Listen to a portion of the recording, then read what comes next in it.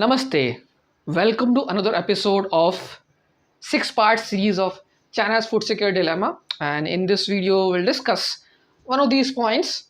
And if you haven't watched the previous videos or other videos, please go to the link in the description and you can watch some of the points I have covered. So without wasting our time, let's go.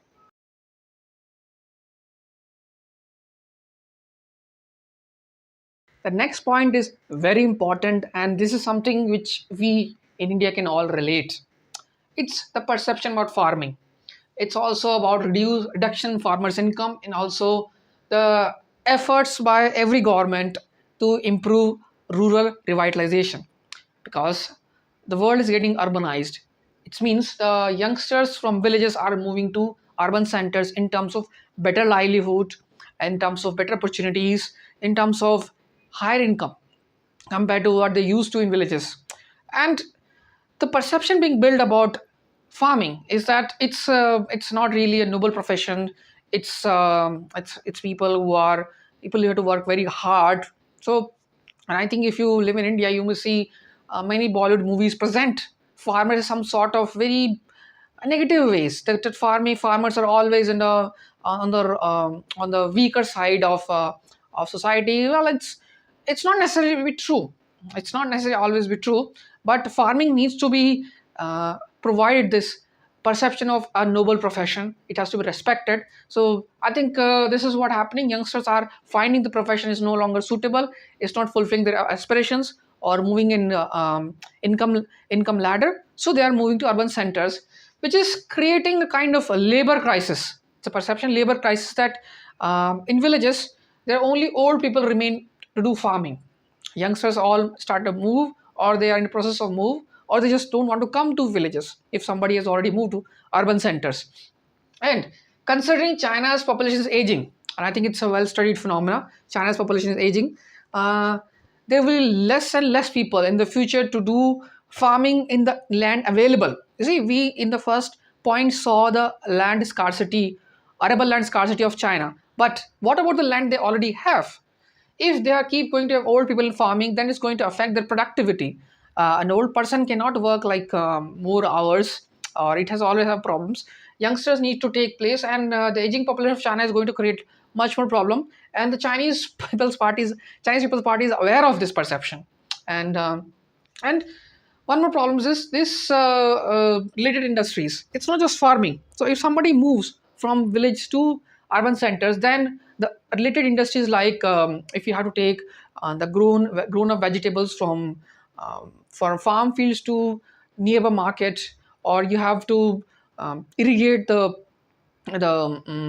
irrigate how to say irrigate the farm field, then you need workers to do that. So all the related industries are also suffering, especially the people who have to drive the trucks and villages on the rural areas. So there are not many people. I think that's there in the official documents. So this is also suffering, and this is going to create a huge problem. This is not something technology can solve. Technology can solve to some extent, but still there needs a human hand in farming. So there also a problem of cyclical nature of farming.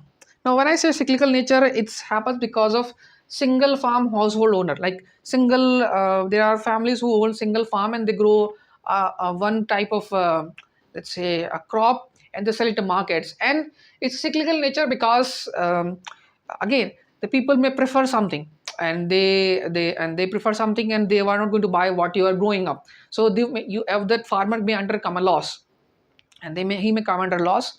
And if there is a surplus, let's say surplus crop, then he has to sell at a lower price than what he has invested in. So these kind of problem can be faced. And of course, China's entered into WTO means there are products coming from other markets which are actually perceived better in quality, and they are mostly cheaper because the dietary preferences of people means they are consuming the food which was not traditionally Chinese. So that the food which is coming from outside, that it cannot be grown in China, at least not on the cost at which it's imported. So the imported product is being inducted in the market. It's been coming and people are buying it, and at the cost of the uh, of the of the locally made food, and it is creating problems for farmers. They are sometimes at loss.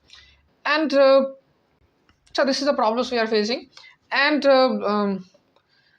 what Chinese government is doing about it. That's a perception. Of course, in India we also have perceptions, and I think that has to be changed. So what they're trying to do, they are trying to create this what we have in India, minimum support prices, the quota system. So if a farmer grows certain amount of food in as per the government quota, and anything which is he is going beyond, let's say he's grown surplus, then he has to sell certain quantity to the government or on the government price. That's what I understood. Maybe it's different, but MSP works like this, and beyond it he is ready to sell into markets. He can sell, so the government doesn't have full control over prices. He has to sell the a minimum threshold based on his field size. Some minimum threshold he has to sell to the government at price, and beyond it, if he has excess, he can sell it to markets.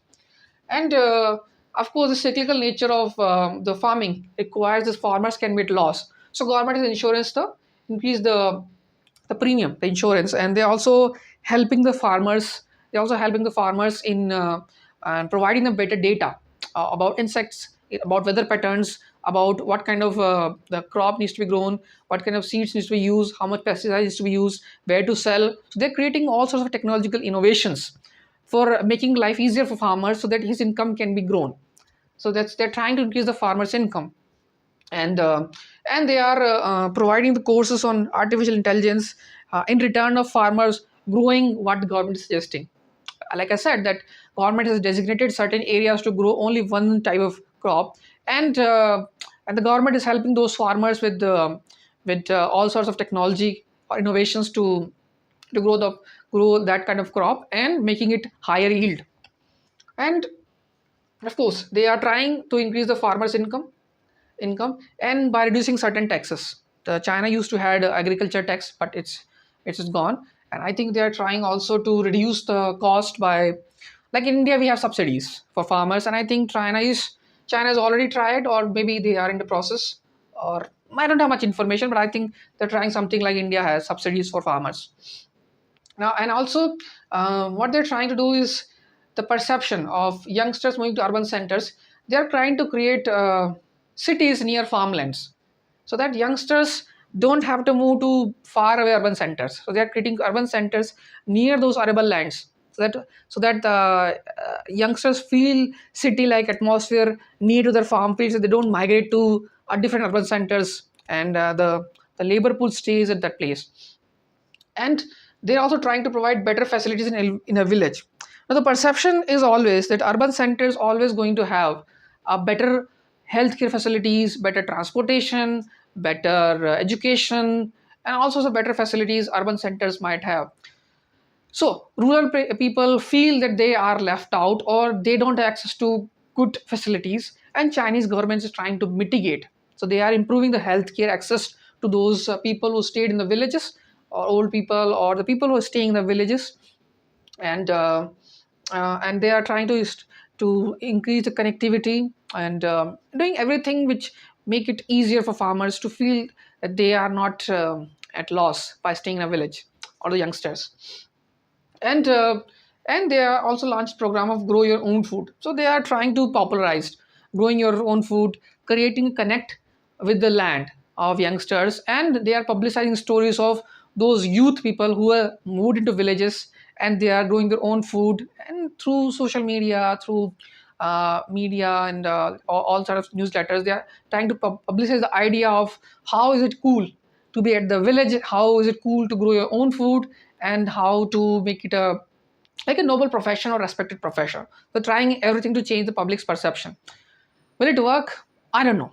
Maybe, maybe not. But so far, it hasn't given so much success. Based on the data I have seen, the migration still continue, and the productivity because of old people is still there, and aging population. The problem may occur in the future because China's declining population, the birth rate is declining, youngsters are not getting married, so this is the problem for China.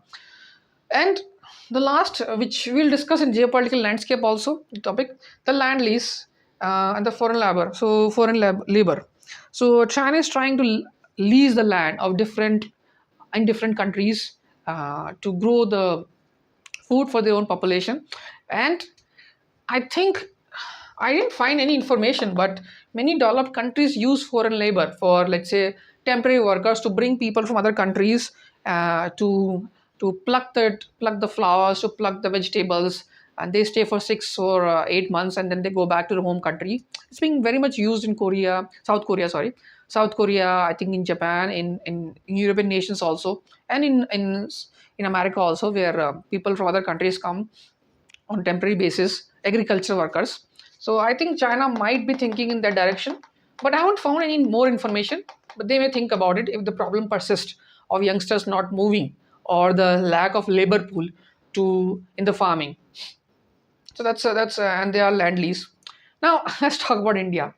I think you might have seen that we might have similar problems in India also.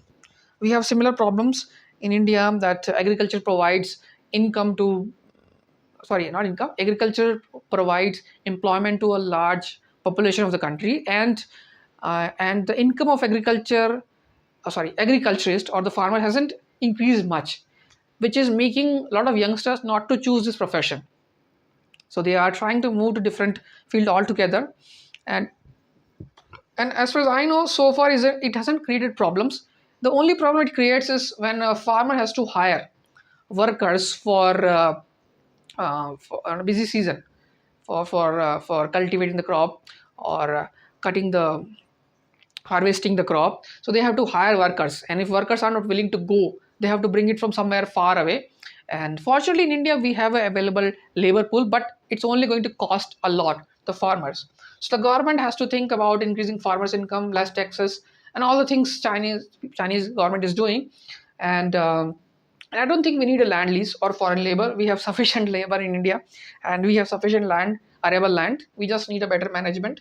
So the perception is there, and so far as I see, it hasn't created a problem for India. We keep growing on food, and we have sufficient food. But again, as I said in my initial lines, the problem and challenges of China can be a problem for tomorrow's India. As we grow economically upward, we grow our economy. So we need to pay attention to this perception thing. Thank you for watching this video, and you can watch more videos of the same series either in the link given in the descriptions. And if you like this video, please share it with others. If you want to know more about India-China relationship from the Indian perspective, or a geopolitical from Indian perspective, please subscribe to my channel. And till the next video, namaste.